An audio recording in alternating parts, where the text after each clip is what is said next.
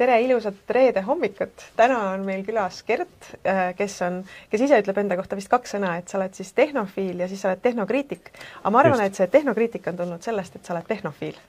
Eks see on jah, igal mündil on 2 külge, eks ole, et ühelt poolt ma olen arvutitega üles kasvanud ja väga armastan tehnoloogiat, töötanud tehnoloogia sektoris, aga teisalt ka kui näinud nagu seda varjukülge enda peal, et kuidas selline liigkasutamine võib elu mõjutada negatiivselt. Kas ainult enda peal või?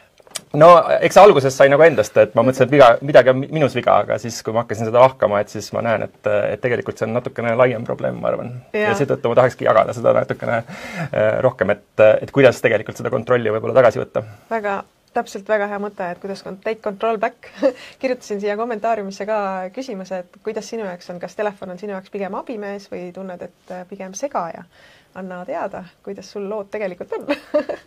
Aga tõesti ettevõtjana mina tunnen seda, et nii oluline on olla produktiivne, sest ütleme nii, et oma pere kõrvalt ja oma heaolu ja tervise kõrvalt ja kõige muu kõrvalt jõuda efektiivselt tööd teha on nii tähtis, sest et läbi selle sa tegelikult ju realiseerid oma unistusi, realiseerid oma soove, aga kui ei ole seda jaksu nagu päeval töötada, siis mina olen küll vahepeal ausalt kogenud, et see on sellepärast, et ma eile jäin liiga pikalt telefoni scrollima või näiteks üldse teen endal tööülesanded lahti ja siis samal ajal ma pean paratamatult Facebookis ka seal reklaame tegema või seadistama ja siis ma avastan, et ma jälle scrollin, et see tegelikult täiega segab vahepeal see telefon seda tööelu ka, et kuidas sa kommenteerid just nagu ettevõtja seisukoha pealt seda telefoni kasutust? Jah, ma arvan, et eks see on laiem nagu mitte ainult ettevõtjate puhul, aga kindlasti just kuna sa pead ise seda fookust hoidma ja ennast nagu pushima, et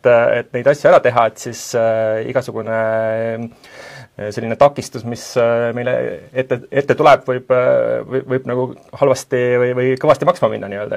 Et kahtlemata, nagu sa ütlesid, et tegelikult see ei ole ju ainult ka fookus seal töö ajal, vaid ka kvaliteetne aeg perega või siis ka see uni, eks ole. Et kõik tegelikult läheb ju sinna baastalade juurde, et kui on kehv uni õhtul, oled scrollinud poole ööni, siis ega järgmine päev on raisus.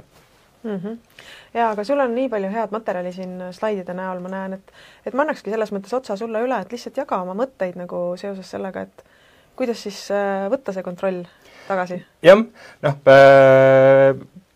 paneks korra slaidid ja ma käin siin mõned aspektid läbi, et selline algus siin, sama teema, nii, aga nagu Marika ütles, et jah, ühelt poolt olen tehnofiil ja teiselt poolt on tihtilugu, et kas see on siis arvuti või tahvelarvuti või telefon, ega väga vahet ei ole, eks ole, seade internetiga ühenduses, et kus see probleem on, et miks ma sinna nagu kinni jään.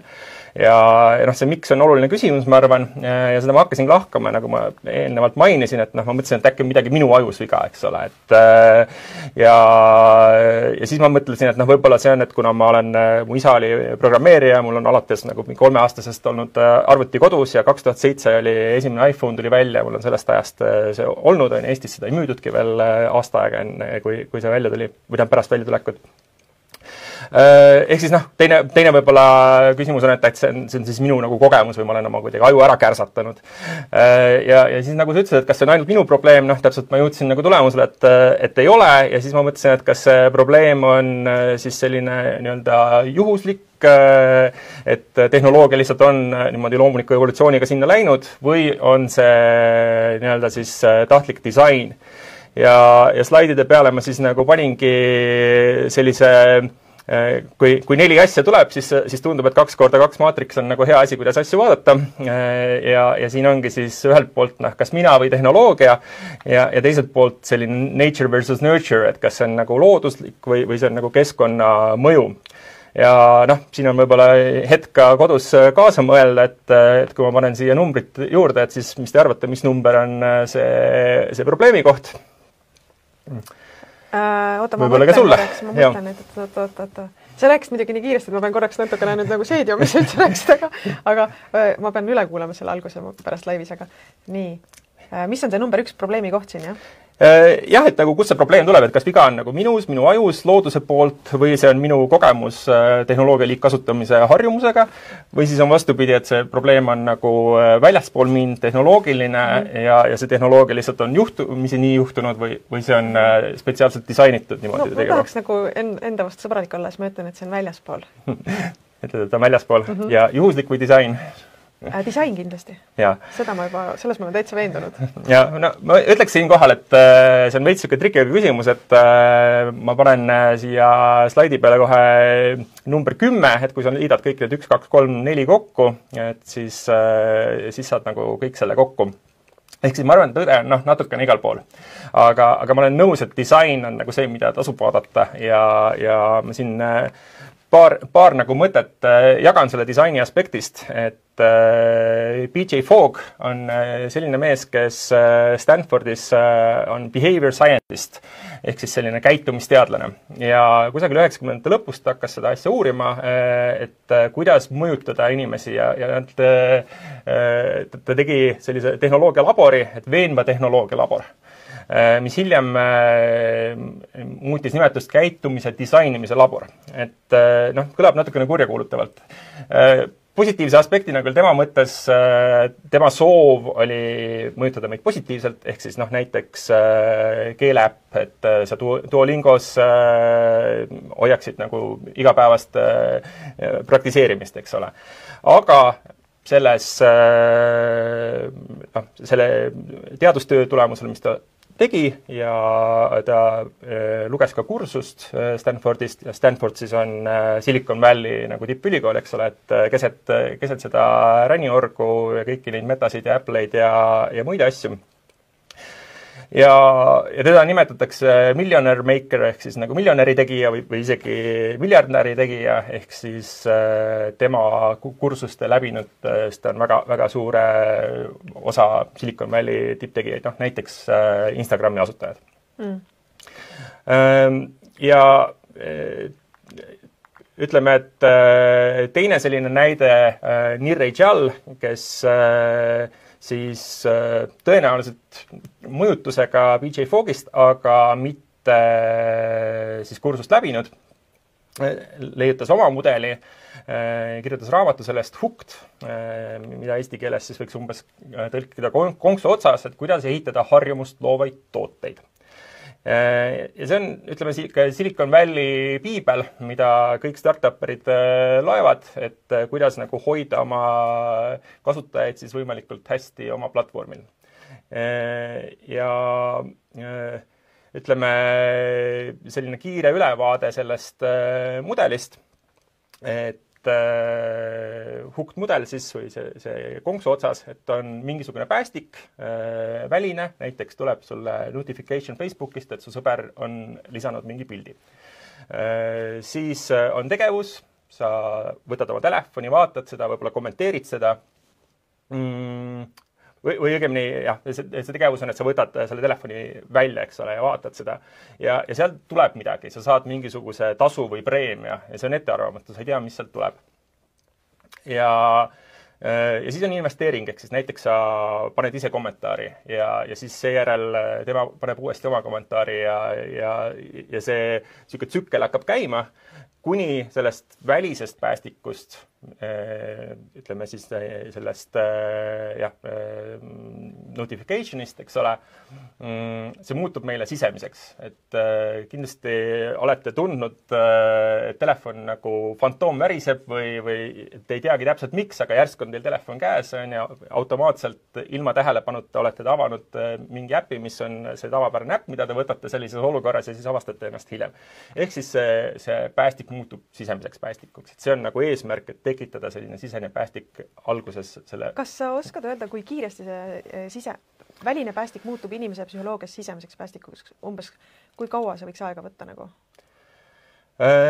see on hea küsimus, ma ei oska seda täpselt öelda, aga ja eks see kindlasti nagu erineb toodete puhul ja inimeste puhul, et eks me kõik oleme, on nii-öelda normaaljaotuse mõttes, eks ole, mõned, kes võtavad telefoni, teevad tööasjana selle ära, mis vaja ja panevad tagasi, ja teised, kes ei suuda hommikul üles tõusta ja tööle minna, et äärmused on igal pool, aga enamikku meist see mõjutab kas tugeval või vähemal määral. Ja seega siis ka meie nii-öelda see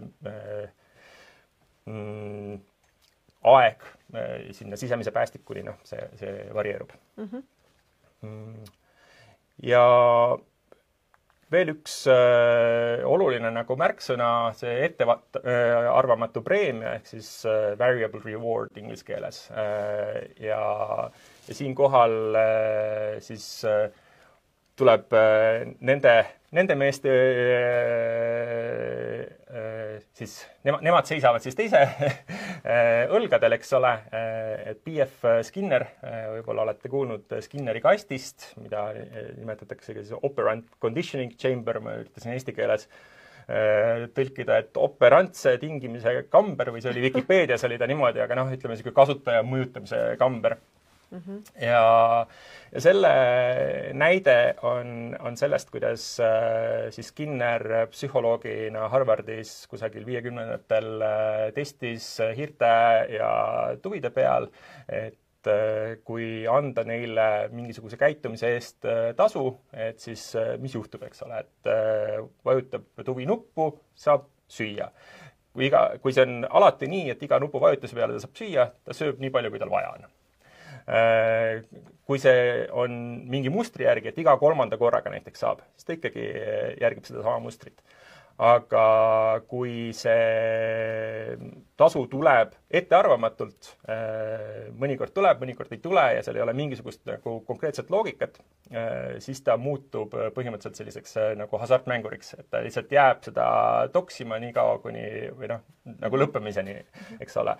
Ja see on väga sarnane, eks ole, kui vaadata, mida me teeme oma telefoniga, tõmbame ülevalt alla, jälle tuleb midagi uut. Või on mõni mäng, kus on lihtsalt üks nupp ja sa vajutad seda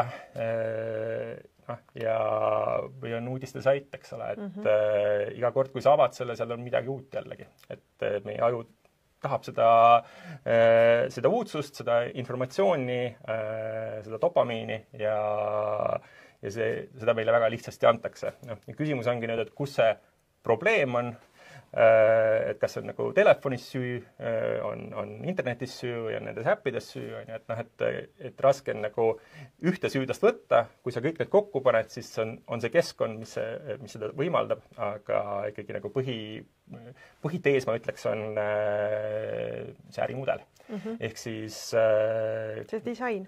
See disain. Ja ütleme, disain tuleb ikkagi ärimudelist, ehk siis nii nagu tarkvaraarenduses on tore sõnum alati, et kui sa ei maksa toote eest, siis sa oled ise toode. Seda võib ka veel karmimalt öelda võib-olla tänapäevaste sotsiaalmeedia või meedia ettevõtete puhul, aga laias laastus et mida nemad müüvad oma kliendile, kes on siis reklaamiostjad, on klikid. Ja klikid tulevad sellest, et sa oled võimalikult palju seal, seda rohkem sa näed neid reklaame, seda rohkem sa klikid. Ma tean, sul on tegelikult kindlasti ennast veel kasulikke nippe, võib-olla ma natuke nüüd selle küsimusega juhin siit tee pealt kõrvale, aga ma olen ammu tahtnud küsida seda, et näen laste pealt, on ju enda laste pealt isiklikult, et tõesti, kui keeruline on neid arvutimängust välja saada ja ise ennast ka just nimelt nendest ma ei tea, mingitest sotsiaalmeedia kerimisest ja nii edasi, et kas kunagi tuleb niisugune aeg, kus nagu tehnoloogia loojatel, ehk siis nende äppide tegijatel, mängude tegijatel pannakse lihtsalt nagu peale raamistik, et sa ei tohi niimoodi teha. Kas kunagi tuleb see aeg? Et see disain on nagu, et see on nagu, et see disain on piiratud, selles mõttes tegelikult see tehnoloogist on ju nii lihtne ja võimalik panna nagu ma ei tea, Facebookis tuleb ette mulle kiri, et kuule, sa oled siin juba praegu 10 minutit on ju scrollinud, et äkki sa tahad vahepeal tööd teha hoopis või midagi muud tarka teha, on ju, või midagi sihukest, et tegelikult see on ju tehnoloogiliselt kohe võimalik teha. Absoluutselt, noh, see ei ole nende ma saan aru, kasu. Aga see kunagi reguleeritakse seda ära sinu poolt nagu, ma mõtlen poliitikute poolt tõenäoliselt. Jah, see on hea küsimus, et selles mõttes eks selle nagu jutu peale võib-olla tekibki tunne, et ma olen drama queen ja asi tundub nagu hullem, kui ta võiks olla, aga noh, tuletan meelde, et 50-ndatel reklaamiti limonaadi väikestele lastele, et või 40-ndatel, 50-ndatel olid arstid, kes reklaamsid tubakatooteid, suitse, et kämel on ikkagi parem, sellepärast et ta ei ärrita su kõhtu või kurku nii palju, eks ole. Noh, kus me täna oleme. Et ma arvan, et jah, see nii-öelda mõnes mõttes on see disain, mõnes mõttes on see ka juhuslik, eks ole, et see on nagu sinna läinud ja eks me näeme, eelkõige Euroopa Liidus on see regulatsioonid tugevamad, Facebook või Meta ju pakub ka võimalust, et sa võid reklaamivaba Facebooki eest maksta, noh, keegi väga vist seda ei tee, ollakse valmis nagu võtma, aga noh, eks see ongi nagu see tasu või vastu kaalene, et kui sa tahad saada toodet või teenust, siis sa kas maksad selle eest oma raha eest või oma ajaga. Mis on tegelikult suures plaanis, eks ole, hullem. Võite ise mõelda, et kui palju teie aeg väärt on versus see 10 eurot, mis Facebookile maksta. Mitte, et ma nüüd ütlen, et see mõistlik oleks, aga regulatsioonide mõttes jah, tegelikult USAs on ka samuti näiteks üks selle Stanfordi alumnus, kes BJ Foggi loenguid kuulas, töötas Google'is Gmaili peal ja avastas, et ennast nagu kogu aeg seal tirimas ja siis ta tegi Google'is, saatis sellise slideshow seda probleemi tõstatamiseks, kõik aplodeerisid, ütlesid, et jaa, väga, väga tõsine probleem, see oli nagu juba üle 10 aasta tagasi.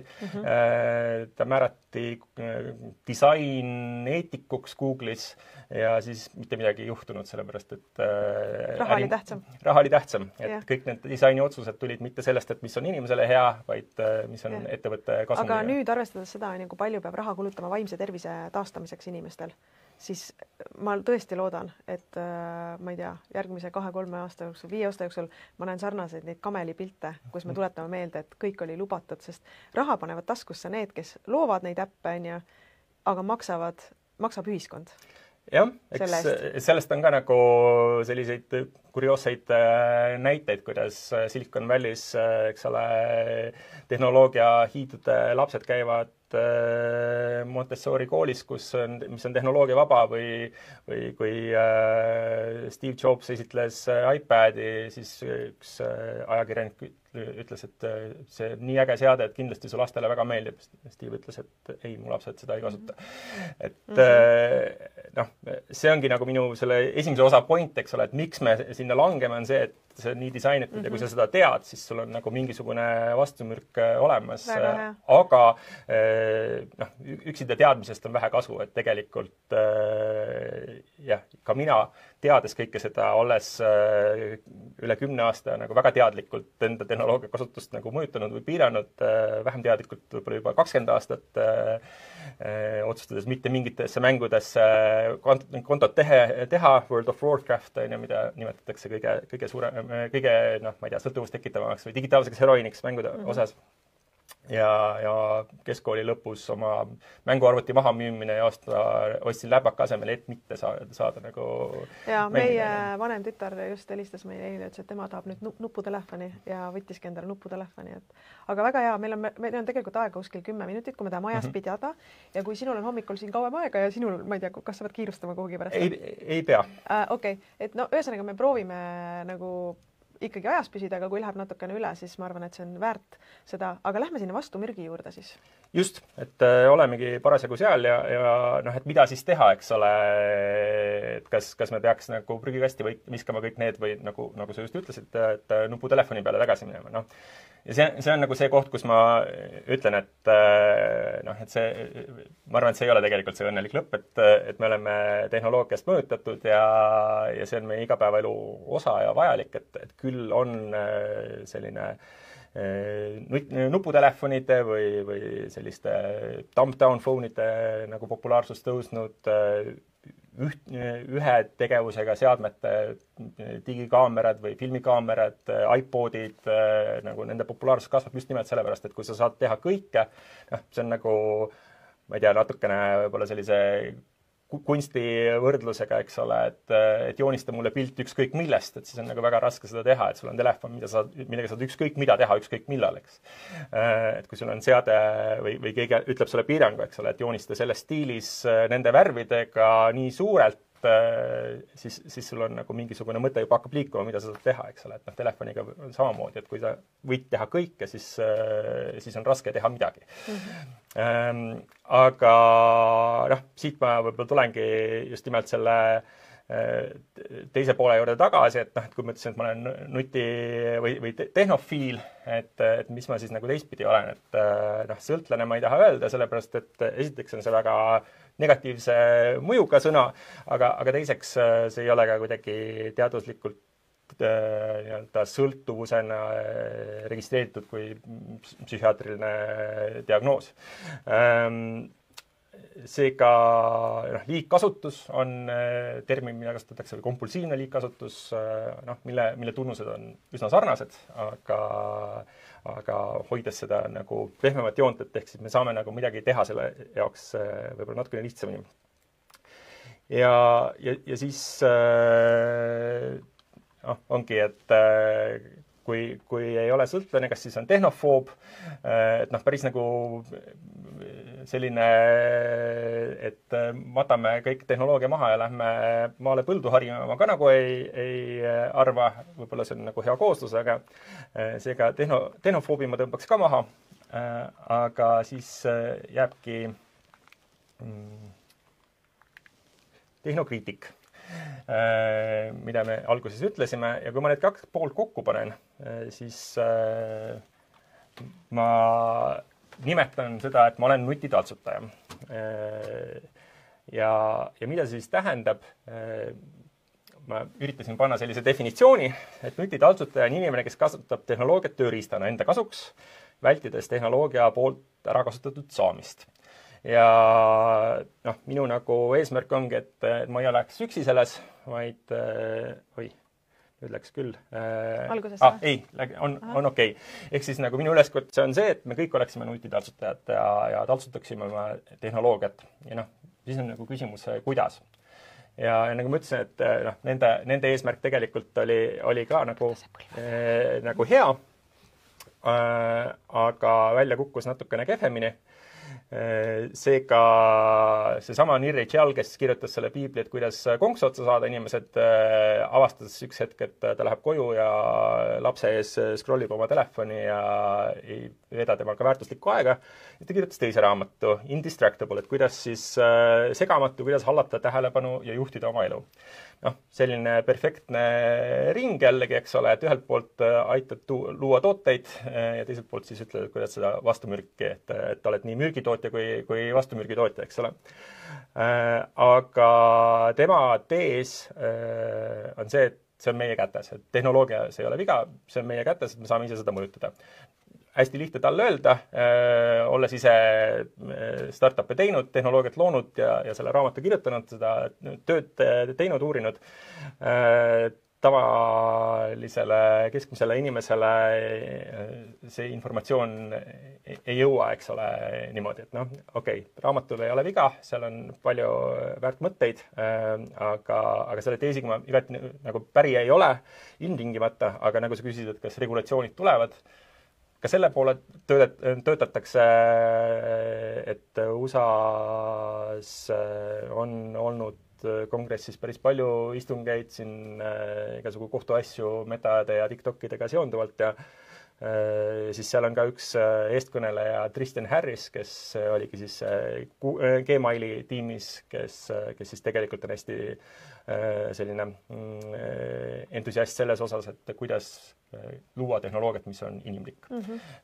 Ja on sellised disaini põhimõtted tal välja töötatud, ehk siis tema üritab nii-öelda tehnoloogia ettevõtetele anda seda informatsiooni, et kuidas teha selliseid disaini otsuseid, mis oleks inimlikumad, ja teiselt poolt siis ongi seadusandluse tasandil näidata seda probleemi. Aga niikaua, kuni need tulevad, tuleb võtta see kontroll ise. Ja nagu ma ütlesin, et natuke nagu kõik need asjad, aga tegelikult see vastus on siin samas olemas, et keskkond on see, mis meid hästi tugevalt mõjutab ja keskkonna all ma ei mõtle otseselt seda loodust, kuigi sinna tasub ka minna, aga selline näide, et ühte või ütleme, Vietnami sõja puhul oli siis Ameerikal väga suur probleem, sõdurid olid heroiinisõltlased Vietnamis. Sul on sõjaolukord, ümberringi kõik teevad, su sõbrad surevad, sa ei tea, mis saab, sa oled kodust eemal. Ja kui sõda või sõdureid hakati koju tooma, siis oli nagu valitsuse suur probleem, et mida teha. Sest nii-öelda tulemused näitavad, et 95% nendest sõltlastest üldjuhul pärast taastusravi või võrdlusravi jäävad ikkagi kasutama. Ja nende üllatuseks tulemused olid vastupidi. Kui nad toodi tagasi koju, ainult 5% jäi kasutama. Miks? Keskkond oli teine. Nad olid kodus oma pere juures ja neil ei olnud inimesi ümber, kes seda tegid, see ei olnud neile lihtsasti kättesaadav. Ja ma arvan, et siit on nagu palju õppida ja teine võib-olla näide toidu aspektist on, et nagu poes ühe korra ei on šokolaadile palju lihtsam öelda, kui mul šokolaad sõidab kodus laua peal ja ma pean iga kord mõtlema, et kas ma võtan nüüd ühe tüki või ma ei võta. Või on ka öeldud, et nagu 0 krõpsu on väga lihtne süüa, aga 1 krõpsu on võimatu süüa. Et kui sa nagu esimese võtad, siis sa jääd seda tegema. Et kuidas siis nagu luua endale keskkond, mis sind toetab. Ja keskkonda võib vaadata kahte pidi või et keskkonna disain siis, et kuidas luua see keskkond enda jaoks, et siis kasutada neid samu võtteid, mida meie peal kasutatud on. Ja võib-olla siis nagu IKEA on hea näide sellest, et kuidas nagu disainitakse jällegi midagi mingisuguse eesmärgiga, aga ütleme vastupidiselt tehnoloogiast, kus selline friction, hõõrdumine on hästi oluline märksõna. Ja see ongi, et igal pool startup maailmas või tehnoloogia maailmas kogu aeg vaadatakse, kuidas seda frictionit, seda hõõrdumist eemaldada. Et su kõige parem näide, infinite scroll, see lõpmatu kerimine, eks ole. Kui Facebook tuli, sa kerisid mingi hetkeni ja siis oli load more või järgmisele lehele. Ja see hetk on see, kus sa korraks tuleb nagu aju tagasi, et kas ma tegelikult tahan järgmisele lehele minna. Aga kui see on ära võetud, siis seda kunagi ei tule. Seega see hõõrdumine, mis võib kasutaja viia teenusest välja, on eemaldatud. Ehk siis kuidas me saaksime, ja ongi, et siis nagu hõõrdumist võttes nagu kahe pinna vahel, paned õli vahele, läheb pehmemalt. Minu siis tees on, et kuidas luua selline keskkond, kus see hõõrdumine tagasi tuua. Ja ehk siis ongi hõõrdumise lisamine ehk keskkonna disainimine ja keskkondasid on meil 2, on füüsiline. Väga lihtne. Palju me vaatame telefonist kella ja siis me näeme mingit notificationit ja satume kuhugi. Võta käekell. Võib olla lihtne Casio, võib olla ka Apple Watch, aga võta lihtsalt kõik notificationid sealt maha, et ainult kõige olulisem on, ma ei tea, kalender ja äratuskell. Ja teine asi, 2 probleemi, eks ole, magamisega. Õhtul scrollid enne magaminekut ja hommikul esimese asjana haarad. Pane endale koridori selline laadimisjaam, et telefon ei lahku sellest, et telefon on nagu tööriist, kui sa oled väljas. Kodus sul ei ole seda vaja igapäevaselt nagu pidevalt kasutada, veel enam ei ole seda voodis vaja kasutada. Ja osta lihtsalt äratuskell, mida sa saad kasutada äratamiseks, eks ole. Ja ära võta vetsu kaasa. Et kui sa juba neid asju teed, siis ma arvan, et see juba mõjutab üksjagu. Aga teine pool on siis digitaalne keskkond ja praegu võib slaidi maha võtta, et mul on tegelikult olid mõned videod näitamaks, et kuidas see digitaalne keskkonna mõju saab kas me teha. saame panna need siia alla kommentaariumisse ka või? Ja võib-olla me teeme nii, et ma panen need pärast üles ja siis saab lisata kuidagi. Jah. Just, et põhimõtteliselt väga palju on võimalik, mida me saame ise teha telefoniga, et seda hõõrdumist lisada, eks ole. Alustades sa võid äpid maha lasta, kustutada, eks ole. Lähed brauseris, on ebamugavam, see on juba hõõrdumine. Logi välja brauserist, et ainult siis, kui väga vaja on, saad minna. Sa võid panna blokeeringud peale, aga ütleme laias laastus minu 2 esimest soovitust ehk siukse lihtsa ja praktilise nagu lõpetusena on, kui teil screen time iPhone'il või Digital Wellness Androidi peal ei ole sisse lülitatud, lülitage see sisse ja selline insenerilik lähenemine, eks ole, et kõigepealt tuleb mõõta. Pange see widget selle screen time'i või digital wellnessiga enda kõige esimesele avaekraanile, järge sinna ühtegi teist äppi pange. Et iga kord, kui te telefoni võtate, te ei näe midagi muud kui seda aega, palju te olete kasutanud ja mis äppe te olete kasutanud. Et kui see nagu äkki natukene selline jalaga näkku reaktsioon selle telefonilt äratab ülesse. Et kui seda nagu jälgida, et siis see võib nagu positiivselt mõjutada. See on umbes sama siis, nagu sa tõid paralleeli selle šokolaadisöömisega, et iga kord, kui sa tahad šokolaadi või krõpsu süüa, siis samal ajal astu kaalu peale ja vaata oma kaalunumbrit. No umbes nii, jah. Et kas ikka tasub? ja teine, ühesõnaga jah, et pange endale siis avaekraanile see widget, mis näitab teile seda aega. Ja teine soovitus, sisse ehitatud igasugused ekraanipiirangud on ka, on igasuguseid äppe, aga jällegi nagu see frictioni tegemine, nagu sa ütlesid, et Facebook võiks ju öelda, et 10 minuti pärast, et on piisav.